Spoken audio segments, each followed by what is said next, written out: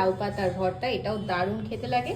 তার জন্য এখানে এই লাউ পাতা নিয়ে নিয়েছে, যেটাকে ভালো করে পরিষ্কার করে ধুয়ে টুয়ে রাখা। এখানে আছে চিংড়ি মাছ, এরকম মিডিয়াম সাইজের চিংড়ি বেশ ভালো করে ধুয়ে রাখা আছে বেছে টেছে।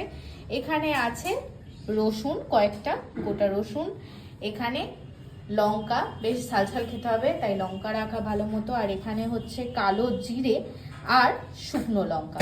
চলো তাহলে রেসিপিটা আজকে শুরু করা যাক। কড়াইতে জল দিয়ে ভালো মতন ফুটে এলে এই লাউ পাতাগুলোকে ফার্স্টে সেদ্ধ করে নেওয়া হচ্ছে। ফার্স্টে একটা পেস্ট বানানো হচ্ছে, তাই মিক্সি মেশিনে চলে যাচ্ছে শুকনো লঙ্কা আর কাঁচা লঙ্কা আর এই কালো জিরেগুলো।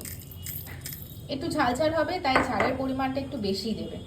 আর যাচ্ছে রসুন আর কয়েকটা এই চিংড়ি পেস্ট হচ্ছে।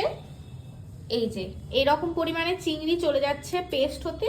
আর কিছু চিংড়ি আমরা এই যে সাইড করে রাখলাম, মানে চিংড়িটাকে আমরা দুভাগ করে নিয়েছি, একটা যাবে পেস্ট হবে আর একটা এইটা ভাজা হবে।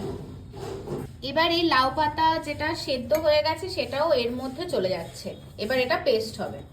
আর চলে যাচ্ছে সর্ষের তেল, বেশ অনেকটা পরিমাণে যাবে কারণ ভর্তা একটু বেশ তেল তেলে ব্যাপার হয়, আর সর্ষের তেলের যে গন্ধটা এটা কিন্তু ভর্তাতে মাস্ট। এবার এই চিংড়িগুলো একে একে ভেজে দেবো। সামান্য পরিমাণে নুন দিচ্ছে আর হলুদ গুঁড়ো। চিংড়ি মাছ ভাজা হয়ে গেছে, এবার প্লেটে তুলে রাখছে। এবার তেলেতে দিয়ে দিচ্ছে শুকনো লঙ্কা আর কালো জিরে ফোড়নে। এবার যে এই পেস্টটা করে রেখেছিলাম সেই পেস্টটা দিয়ে দিচ্ছে।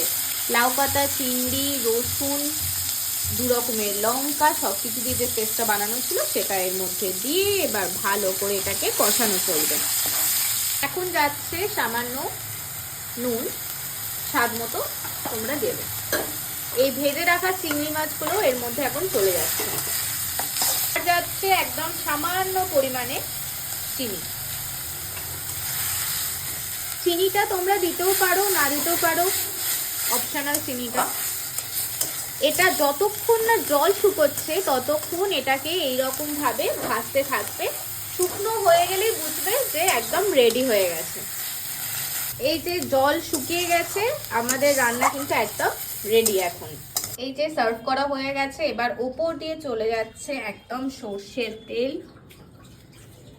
ব্যাস, আমাদের চিংড়ি মাছ দিয়ে লাউ পাতার ভর্তা একদম রেডি হয়ে গেছে।